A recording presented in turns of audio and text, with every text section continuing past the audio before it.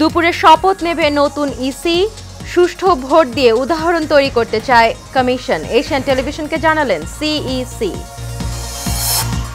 গাজীপুরে পিকনিকের বাসে বিদ্যুৎস্পৃষ্ট হয়ে ৩ শিক্ষার্থীর মৃত্যুর ঘটনায় পল্লী বিদ্যুৎ সমিতির ৭ কর্মকর্তা কর্মচারী সাময়িক বরখাস্ত। এবং রাজধানীর মিরপুরে গ্যাস সিলিন্ডার বিস্ফোরণে নারী শিশু সহ ৭ জন দগ্ধ, জাতীয় বার্ন ইনস্টিটিউটে ভর্তি।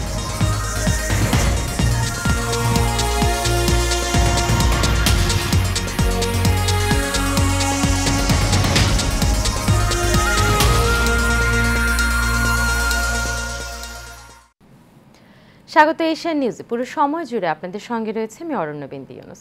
এতক্ষণ শুনছিলেন বিআরবি কেবল ইন্ডাস্ট্রিজ লিমিটেড সংবাদ শিরোনাম। চলে যাব বিস্তারিত সংবাদে। নবনিযুক্ত প্রধান নির্বাচন কমিশনার এএমএম নাসির উদ্দিন এবং অন্যান্য কমিশনারদের শপথ আজ দুপুর ১:৩০টায় সুপ্রিম কোর্টের জাজেস লাউঞ্জে প্রধান বিচারপতি সৈয়দ রেফাত আহমেদ তাদের শপথ পড়াবেন। গত বৃহস্পতিবার চতুর্দশ সিইসি হিসেবে এএমএম নাসির উদ্দিনকে নিয়োগ দেয় অন্তর্বর্তী সরকার। এর আগে তাকে স্থানীয় সরকার সংস্কার কমিশনের সদস্য হিসেবে দায়িত্ব দেওয়া হয়েছিল। কমিশনার হিসেবে যারা শপথ নেবেন তারা হলেন অবসরপ্রাপ্ত অতিরিক্ত সচিব মোহাম্মদ আনোয়ারুল ইসলাম সরকার, অবসরপ্রাপ্ত জেলা ও দায়রা জজ আব্দুর রহমানুল মাসুদ, অবসরপ্রাপ্ত যুগ্ম সচিব বেগম তাহমিদা আহমেদ এবং অবসরপ্রাপ্ত ব্রিগেডিয়ার জেনারেল আবুল ফজল মোহাম্মদ সানাউল্লাহ। জনগণের ভোটাধিকার ফিরিয়ে দেয়া নতুন নির্বাচন কমিশনারের দায়িত্ব। সুষ্ঠু নির্বাচনের উদাহরণ তৈরি করতে চান নাসির উদ্দিন কমিশন। এশিয়ান টিভিকে দেয়া সাক্ষাৎকারে এসব কথা বলেন প্রধান নির্বাচন কমিশনার এএমএম নাসির উদ্দিন। জানান বিগত ৩টি নির্বাচন হয়েছিল প্রহসনের। তিনি বলেন যত তাড়াতাড়ি নির্বাচন সংস্কার কমিশন রিপোর্ট দিবে ততটাই এগিয়ে যাবে নির্বাচন আয়োজনের প্রস্তুতি। সোহাগ মিয়ার ক্যামেরায় এইচমিতুর রিপোর্ট। ছাত্র জনতার তীব্র গণ আন্দোলনের মুখে প্রধানমন্ত্রীর পদ থেকে পদত্যাগ করে দেশ ছাড়েন আওয়ামী লীগের সভাপতি শেখ হাসিনা। আওয়ামী লীগ সরকারের পতনের পর গত ৫ সেপ্টেম্বর পদত্যাগ করেন কাজী হাবিবুল আওয়াল কমিশন। নির্বাচন আয়োজনের যে সংস্থাটি এককভাবে দায়িত্বপ্রাপ্ত তারা প্রায় ২ মাস ছিল অভিভাবকহীন। সেই দশা থেকে তারা এবার মুক্তি পেয়েছে।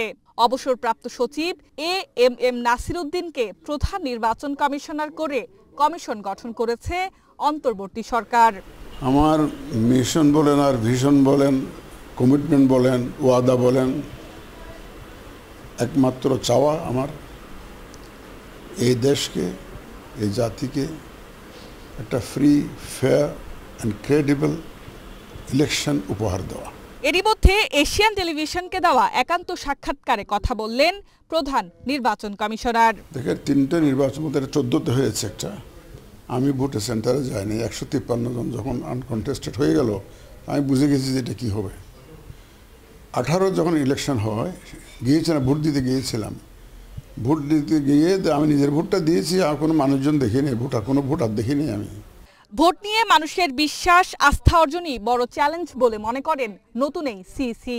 মানুষের যে ইমপ্রেশন এটা তো আপনাদের মাধ্যমে হয়েছে, আপনারাই তো রিপোর্ট করেছেন, টেলিভিশনে দেখিয়েছেন কি ভোট হইতেছে দেখিয়েছেন, এটা আপনারা দেখিয়েছেন, আপনাদের পত্রপত্রিকায় এসছে, ওখান থেকে দেখে মানুষের তো ইমপ্রেশনটা যেটা গ্রো করেছে দেখছেন। তো এটা একটা নির্বাচন হয় না, নির্বাচনের নামে প্রহসন হয়েছে, জাতির সাথে একটা প্রহসন এটা হয়েছে, এটা প্রতারণার মতো এটা হয়ে গেছে। যে কারণে হোক, যেভাবে হোক, it was not an election proper.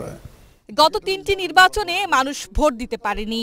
গণঅভ্যুত্থানের পরবর্তী সময়ে মানুষের ভোটাধিকার ফিরিয়ে দিতে নাসির উদ্দিন কমিশনের ভূমিকা কি থাকবে জানালেন তিনি। Definitely it's a big challenge, but challenge মোকাবেলা করে আমি অভ্যস্ত। আমার চাকরি জীবন তো সুদীর্ঘ ৩০ বছরেরও বেশি। আমি ৩টা মন্ত্রণালয়ের সচিব ছিলাম। দেশের সার্বিক পরিস্থিতি বিবেচনায় অনেক রাজনৈতিক দল দ্রুত নির্বাচন চায়। কবে নাগাদ সুষ্ঠু নিরপেক্ষ ভোটের পরিবেশ নিশ্চিত করা যাবে তা বললেন প্রধান নির্বাচন কমিশনার। দিনক্ষণ দিয়ে তো বলা সম্ভব না, যত তাড়াতাড়ি সম্ভব আমরা তো চেষ্টা করব। কিছু তো সংস্কার তো করতে যেমন আমার ধরে যে আপনার যাদের জেনজি বলেন, ইয়াঙ্গার জেনারেশন, তারা তো ভোটের জন্য লড়াই করেছে, তো তাদেরকে তো ভোটার বানাতে হবে আমার, তাই না? এদিকে ত্রয়োদশ জাতীয় সংসদ নির্বাচনে পতিত আওয়ামী লীগের অংশগ্রহণ ছাড়া নির্বাচন অংশগ্রহণমূলক হবে কিনা এ বিষয়ে মন্তব্য করতে রাজি হননি প্রধান এই নির্বাচন কমিশনার। আমি এই মুহূর্তে এই দল সম্পর্কে কোনো মন্তব্য আমি করতে চাই না। তবে আমরা H A. Mitu, Asian television, Dhaka. গাজীপুরে ইসলামিক ইউনিভার্সিটি অফ টেকনোলজির পিকনিকের বাসে বিদ্যুৎস্পৃষ্ট হয়ে ৩ শিক্ষার্থীর মৃত্যুর ঘটনায় ময়মনসিংহ পল্লী বিদ্যুৎ সমিতি ২ এর ৭ কর্মকর্তা এবং কর্মচারীকে সাময়িক বরখাস্ত করা হয়েছে। গত রাতে 11:30টায় এ তথ্য নিশ্চিত করেছেন ময়মনসিংহ পল্লী বিদ্যুৎ সমিতি ২ এর জেনারেল ম্যানেজার মোহাম্মদ আকমুল হোসেন। তিনি বলেন, শনিবার সকালে আইওটির পিকনিকের বাসে বিদ্যুৎস্পৃষ্ট হয়ে ৩ শিক্ষার্থীর মৃত্যু হয়। এই ঘটনার পরপরই বাংলাদেশ পল্লী বিদ্যুতায়ন বোর্ডের ঊর্ধ্বতন কর্মকর্তারা ঘটনাস্থল পরিদর্শন করেন। রাতে এই ঘটনায় ময়মনসিংহ পল্লী বিদ্যুৎ সমিতি ২ এর deputy general manager Kamlesh Chandra Barman, Mawna zonal অফিসের deputy general manager Khondaker Mahmudul Hasan, AGM Mohammad Tanvir Salauddin, junior engineer Motiur Rahman, lineman Parvez Mia, Sakhawat Hossain এবং আবুল কাশেমকে সাময়িক বরখাস্ত করেছে বাংলাদেশ পল্লী বিদ্যুতায়ন বোর্ড।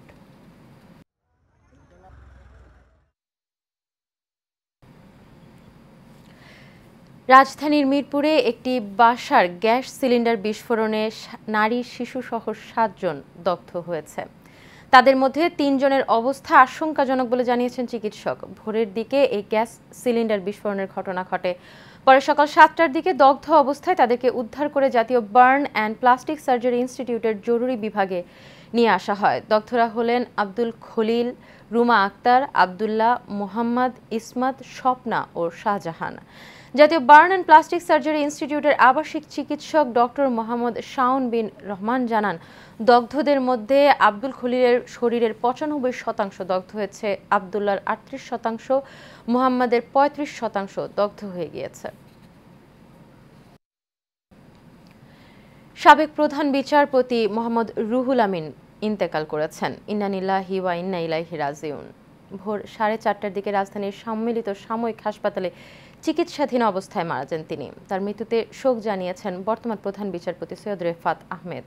সাবেক প্রধান বিচারপতির মৃত্যুতে শোকের ছায়া নেমেছে আদালত প্রাঙ্গণে। আজ সুপ্রিম কোর্টে বিচার কাজ বন্ধ থাকবে বলে জানানো হয়েছে, তবে প্রশাসনিক কার্যক্রম চালু থাকবে। মোহাম্মদ রুহুল আমিন ১৯৪১ সালের ১ জুন তারিখে লক্ষ্মীপুর জেলায় জন্মগ্রহণ করেন। দেশের ১৫তম প্রধান বিচারপতি হিসেবে ২০০৭ সালের ১ মার্চ যোগদান করেন তিনি।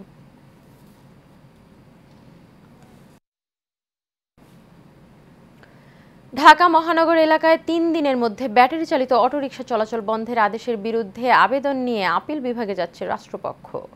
রোববার ডেপুটি অ্যাটর্নি জেনারেল নূর মোহাম্মদ আজমি বিষয়টি জানিয়েছেন। তিনি বলেন, ঢাকা মহানগর এলাকায় ৩ দিনের মধ্যে ব্যাটারি চালিত অটোরিকশা চলাচল বন্ধের আদেশের বিরুদ্ধে রাষ্ট্রপক্ষ আপিল করার সিদ্ধান্ত নিয়েছে। আবেদনের প্রস্তুতি চলছে। এর আগে ঢাকা মহানগর এলাকায় ৩ দিনের মধ্যে ব্যাটারি চালিত অটোরিকশা চলাচল বন্ধের নির্দেশ দিয়েছিলেন হাইকোর্ট।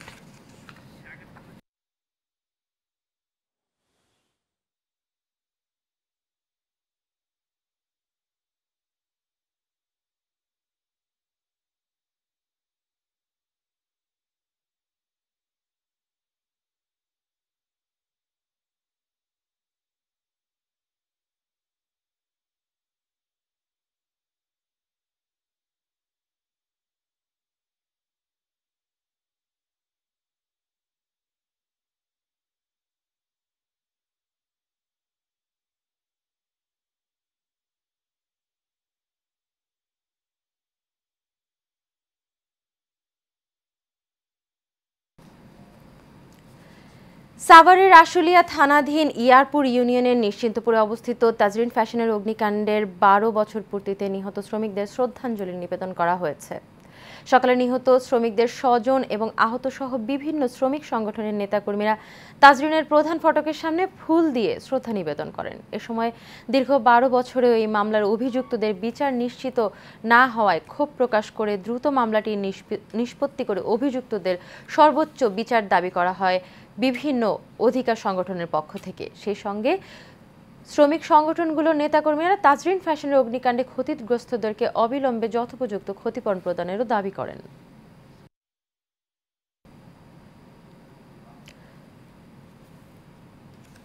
দীর্ঘ ১২ বছরেও শেষ হয়নি সাভারের তাজরিন ট্র্যাজেডির বিচার। পুনর্বাসনও হয়নি নিহতদের পরিবারের এবং আহতদেরও। ফলে মানবেতর জীবনযাপন করছে 117 নিহত এবং 200 আহতের শ্রমিকের পরিবার। দ্রুত বিচার সম্পন্ন এবং আহতদের পুনর্বাসন করার দাবি শ্রমিক ফেডারেশনগুলোর। সাভার থেকে শাকিল শেখের ছবিতে জহিরুল ইসলাম খান লিটনের রিপোর্টে বিস্তারিত জানাচ্ছেন সঞ্জিদা হক। আমাদের জীবনটা ধ্বংস করে দিছে। আমার বুকটার ভিতরে যে এই তাজরিনের দিকে তাকাইলে দেখলে যে কিরকম লাগে আপনাদের ভাষায় প্রকাশ করতে পারতেছি। এক সময় এই ভবনে কর্মযজ্ঞে মেতে উঠতেন হাজারো শ্রমিক, তবে এখন সেই পোড়া ভবনে শ্মশানের নীরবতা। এক যুগ আগে ভবনটিতে ঘটে যায় স্মরণকালের ভয়াবহ দুর্ঘটনা। সেদিন আগুনে পুড়ে মৃত্যু হয় 117 শ্রমিকের আর আহত হন প্রায় 200 জন। উপার্জনক্ষম সদস্যকে হারিয়ে পরিবারগুলো যেমন হয়েছে নিঃস্ব, তেমনি প্রতিদিন মৃত্যু আর দারিদ্র্যের সাথে লড়াই করে দিন কাটছে আহতদের। নতুন যে সরকার হয়েছে ডক্টর ইউনূস, আমরা চাই তার দ্রুতভাবে আমার তাড়াতাড়ি ক্ষতিপূরণটা দেওয়ার ব্যবস্থা করুক। এই ডক্টর ইউনূস স্যারের কাছে আমার আকুল আবেদন যাতে দ্রুত আমাদেরকে এই ক্ষতিপূরণটা দিয়ে দেওয়া হোক। এই সরকারের কাছে আমাদের আহ্বান যে আমাদের এই ক্ষতিপূরণটা দ্রুত আমাদের দেওয়ার ব্যবস্থা করুক। তাজরিন ট্র্যাজেডিতে হতাহতদের পুনর্বাসনের আশ্বাস দিলেও তা এখনো বাস্তবায়ন হয়নি। নতুন বাংলাদেশে দুর্ঘটনায় নিহতদের পরিবার ও আহতরা তাদের প্রাপ্য বুঝে পাবেন এমন আশা এই শ্রমিক নেতার। আমরা সরকারের কাছে দাবি যে তাদের তাজরিন ফ্যাশনের যারা শ্রমিক আহত নিহত আছে তাদের বাসস্থান এবং তদন্ত করে তাদের ক্ষতিপূরণ দেওয়ার ব্যবস্থা করা হোক। তাজরিনের মতো দুর্ঘটনা যেন আর না ঘটে এমন দাবি শ্রমিক ও কারখানা সংশ্লিষ্টদের। পারি না পোলাপনের আপত্তি মিটাইতে, পারি না নিজের জীবন শান্তিতে কাটাইতে। সঞ্জিদা হক, এশিয়ান টেলিভিশন। ব্যাটারি চালিত অটোরিকশা চালু রাখার দাবিতে রাজধানীর সায়েন্স ল্যাব, ধানমন্ডি, মোহাম্মদপুরের বসিলা ও শাহবাগে বিক্ষোভ করেছেন চালকরা। সকালে বিক্ষোভ শুরু করেন তারা। এ সময় তাদের বিভিন্ন স্লোগান দিতে দেখা যায়। বিক্ষোভের ফলে ওই এলাকাগুলোতে যান চলাচল ব্যাহত হচ্ছে। এতে ভোগান্তিতে পড়েছেন অনেক মানুষ। অনেককে পায়ে হেঁটে গন্তব্যের উদ্দেশ্যে রওনা দিতে দেখা যায়। প্রসঙ্গত, ব্যাটারি চালিত অটোরিকশা বন্ধে হাইকোর্টের দেয়া রায়কে কেন্দ্র করে গত কয়েকদিন ধরে আন্দোলন করছেন চালকরা। সড়কে অটোরিকশা চলতে দেওয়ার দাবি করছেন তারা।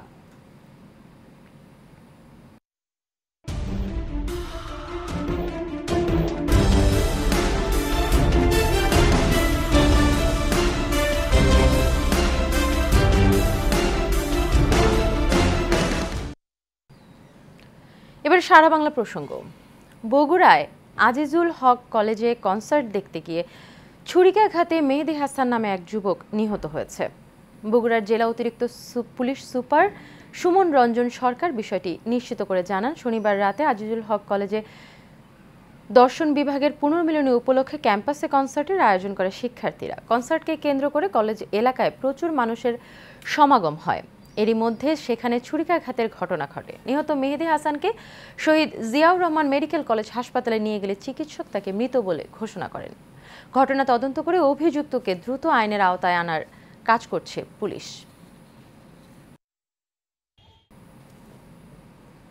পাবনার সাধুপাড়ায় খালের অবৈধ দখল এবং দূষণমুক্তকরণ কার্যক্রমের তদারকি করা হয়েছে। সরকারি সিদ্ধান্ত অনুযায়ী পাবনা শহরের সাধুপাড়া এলাকা থেকে অনন্ত পর্যন্ত এলাকায় খালের অবৈধ দখল এবং দূষণমুক্তকরণ কার্যক্রমের তদারকি করেন পাবনার জেলা প্রশাসক মোহাম্মদ মফিজুল ইসলাম। দেশব্যাপী 64 জেলায় খাল অবৈধ দখল এবং দূষণমুক্তকরণের লক্ষ্যে রাজশাহী বিভাগীয় কার্যালয়ের একটি মিটিংয়ে গৃহীত সিদ্ধান্তের অংশ হিসেবে এসব কার্যক্রমের তদারকি করা হয়। পরিবেশের ভারসাম্যতা রক্ষা, সুষ্ঠু ও মনোরম পরিবেশ গড়ে তুলতে এসব উদ্যোগ নেওয়া হয়। এ সময় আরও উপস্থিত ছিলেন পাবনার অতিরিক্ত জেলা প্রশাসক জাহাঙ্গীর আলম, অতিরিক্ত জেলা প্রশাসক শরীফ আহমেদ, বিভিন্ন এনজিও সংস্থা, Bangladesh red crescent society Pabna unit, বিভিন্ন সামাজিক স্বেচ্ছাসেবী সংগঠন এবং সুশীল সমাজের প্রতিনিধিগণ।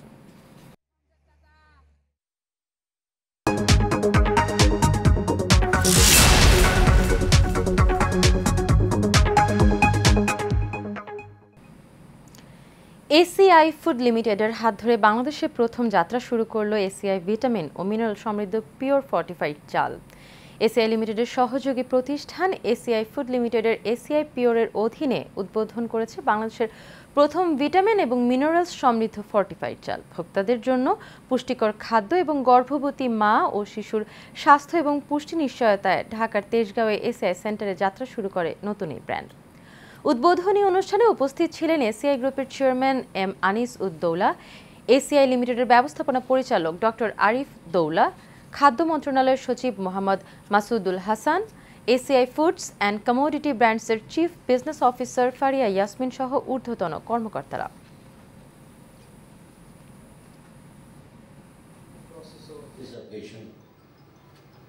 Our mission to improve the quality of life of people. হয়রানিমুক্ত সেবা দেওয়ার প্রতিশ্রুতি নিয়ে সৌদি আরবের রিয়াদে যাত্রা শুরু করল বাংলাদেশি মালিকানাধীন Motin Haji travels and tourism. Saudi Arab Medina Munawwara Qurban রোডের আল্লাজি ব্যাংকের পাশের বিল্ডিংয়ে ফিতা কেটে উদ্বোধন করেন প্রতিষ্ঠানের পরিচালক ও সৌদি ইনভেস্টর ব্যবসায়ী মোহাম্মদ মিজান এবং general manager sales Mohammad Bakhtiar Uddin. এ সময় আরও উপস্থিত ছিলেন বিশিষ্ট ব্যবসায়ী আহমেদ কবির, সমাজসেবক নুরুল কবির, আসগর আলী সহ মদিনার সর্বস্তরের প্রবাসীরা। বাংলাদেশি উদ্যোক্তারা এগিয়ে আসলে সৌদি আরবে আরও বেশি বাংলাদেশের কর্মসংস্থান সৃষ্টি হবে বলে মনে করেন উদ্যোক্তারা। শেষ করব এশিয়া নিউজ, তবে যাবার আগে বিআরবি কেবল ইন্ডাস্ট্রিজ লিমিটেড সংবাদ শিরোনামগুলো জেনে নেব আরও একবার।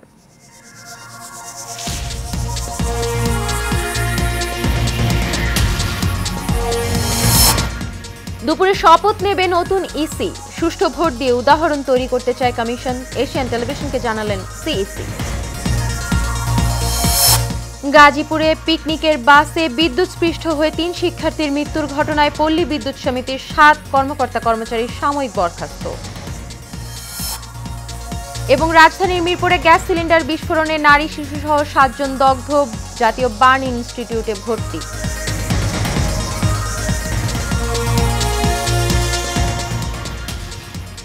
এশিয়া নিউজ এ পর্যন্তই। পরবর্তী সংবাদ দেখার আমন্ত্রণ রইল। এতক্ষণ সাথে থাকার জন্য সবাইকে ধন্যবাদ।